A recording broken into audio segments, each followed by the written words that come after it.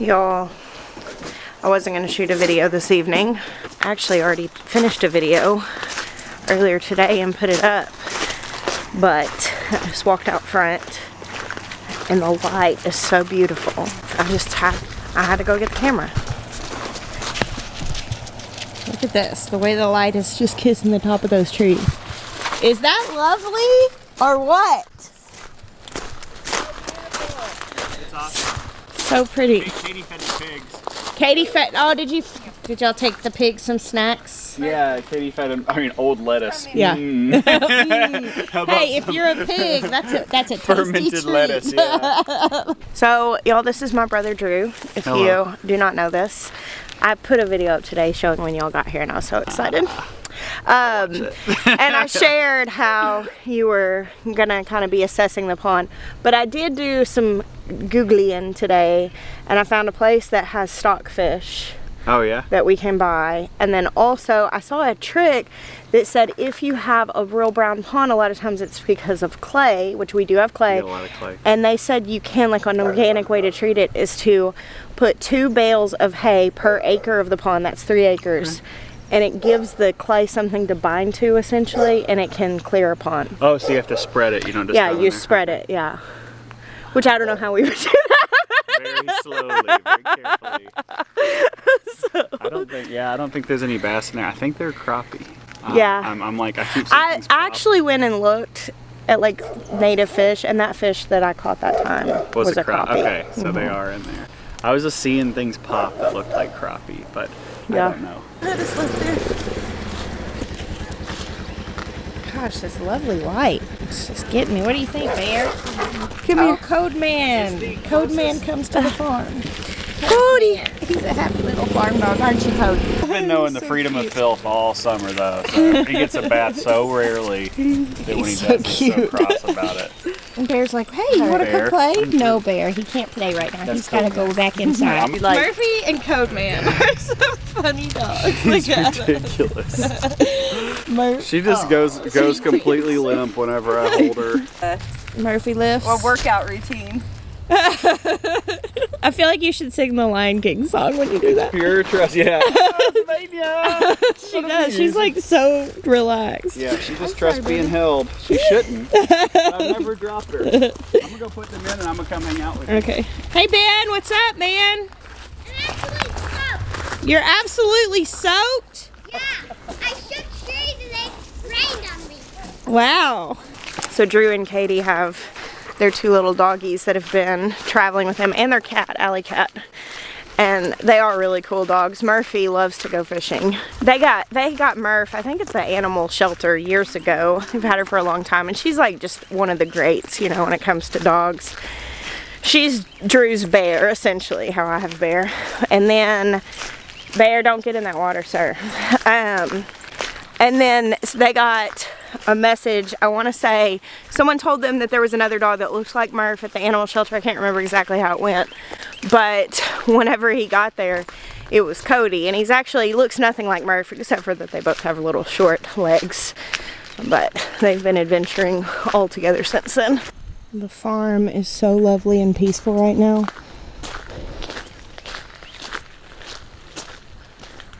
Just can't even. So I was actually walking out here originally before I saw the light and got the camera and yada yada to just check on my plants in my greenhouse. Some really severe weather came through here this afternoon, and I got a notification that there was a tornado on the ground like 15 miles from here, but it was headed in the opposite direction. It was going down 20. And I panicked for a moment because Maya had just gone into town and was driving back on 20 from Aiken, South Carolina. It was about 35 minutes from here, 40 minutes from here. And anyway, he was already home, so he missed the storm. And I was a little nervous because, you know, we're in a mobile home. My brother's here in his little trailer.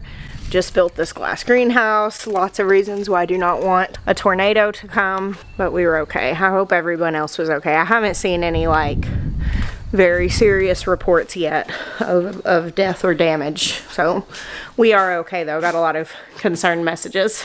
So I've bought this Bacto potting soil to start my seeds. forever.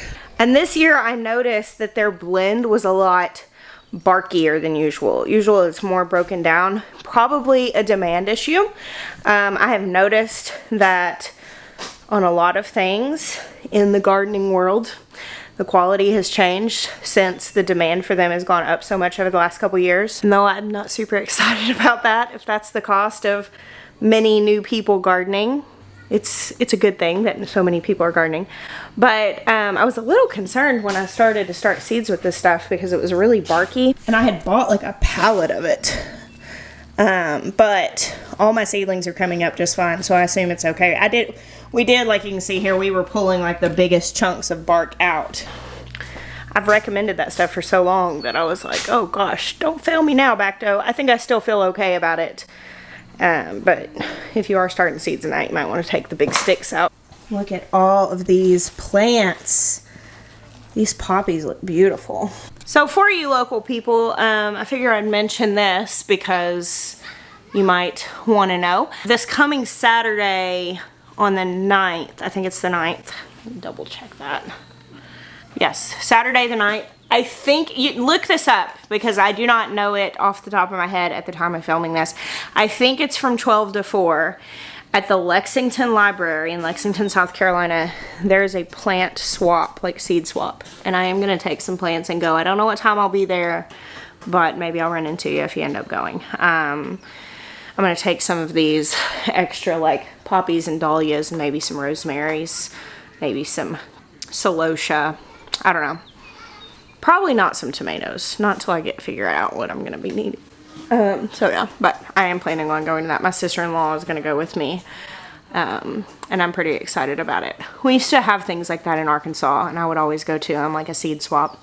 So this will be my first thing here as a South Carolinian. All right, y'all. I'm so glad I went and got the camera, because even though there's cardboard boxes laying everywhere, and this is obviously not a finished space, it is literally wooing my heart silly right now. What about you, Bear? You wooed? Oh, you look wooed. You look so wooed. Bear, have you been playing with your cousin dogs? Have you been playing with your cousin dogs? Y'all want to know something interesting? My parents had a dog when I was born. He was like 4 or 5 years old. His name was Poop. He was a lab pit bull mix mutt. I mean, that's what he looked like. I don't know that they actually knew that for sure. Maybe they did. I'd have to ask them. But they had that dog till I was in the 4th grade, so like 9 or 10. He was like about 15 years old when he died. And he was like, as I say, he was one of the greats. Like, just a fantastic family dog. Like, always underneath my parents' feet. Went on vacations, went on trips. Just a great dog. And stuff like this shows how formative things can be, because we all grew up with this like great dog. And now you see my brother has his dogs. You know, it started with Murph, and now he has Cody too, but like Murph was his little shadow dog, his sidekick. And then I have Bear. I had another German Shepherd for years called Sam. That was like a shadow.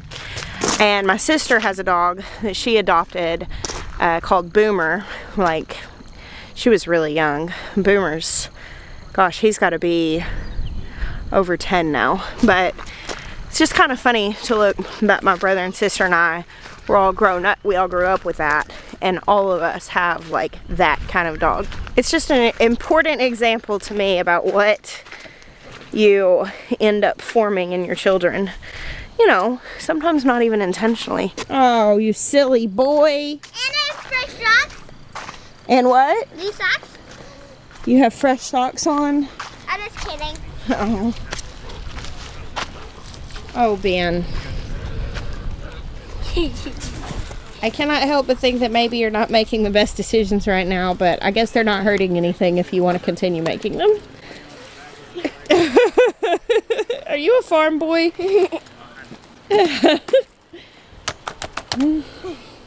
So I've kind of shown you guys glimpses of these high tunnels, which it rained all day today, so we didn't make any progress on it. This is like the now project. This is the thing that's getting the most focus. And then kind of next up on the list is the cold smokehouse. Getting 2 different things done, getting the meat handled and the gardens. So it's wild because in this big open space, it really doesn't look like it. But these high tunnels are the exact same size as our high tunnels, our one high tunnel in Arkansas was. I think it's 26 by 60. I may have that wrong. It may be 24. It's the same exact kit from Grower Solution, the high sidewall. The only difference is that here, the one in Arkansas was just on a slight incline, for which I have apologized to Jill because I thought it wouldn't be that big of a deal and realized after using it for a couple seasons that I did wish that it was level. You just have to be more mindful in your irrigation with it being on an incline like that. It's not a massive deal, it's not a make or break deal. It's just a mild annoyance. Like I said, I have told Jill I was sorry for that. Like, my bad, man. She's never been upset about anything like that. I mean, she knows that we're learning and has said she would also make mistakes, but it feels a little bad whenever, like, someone you love is having to deal with the minor annoying mistakes that you made, because dealing with your own minor annoying mistakes is kind of like, oh, that's annoying, but when somebody else has to deal with it, you're like. But we did do it differently this time. Building these walls, we had these done and then backfilled it with soil, which we got from our property from where we put our driveway in. We did not backfill it with the sand clay that we used to do the foundations for the other buildings, because obviously we wanted to be able to grow in the ground. So then the topsoil we had was the best option. It's decent, but I am going to amend it heavily this year. We're going to get started on that pretty soon. These basic frames are up. These are called the bows, and then they're putting in, what are they, V trusses? V trusses. They're putting in V trusses in here, which the V trusses are like an additional thing you can add on to this kit that it helps with trellising. And I imagine it also makes it more sturdy, but I think the purpose of it is actually for trellising. It's crazy seeing this wide open in this space. I'm like, this feels so much smaller than it did in Arkansas. That's the difference between being on a 4-acre total farm versus this 27 acres. This property does not feel as big as it is to me because it's all open. You can see from one side of it to the other.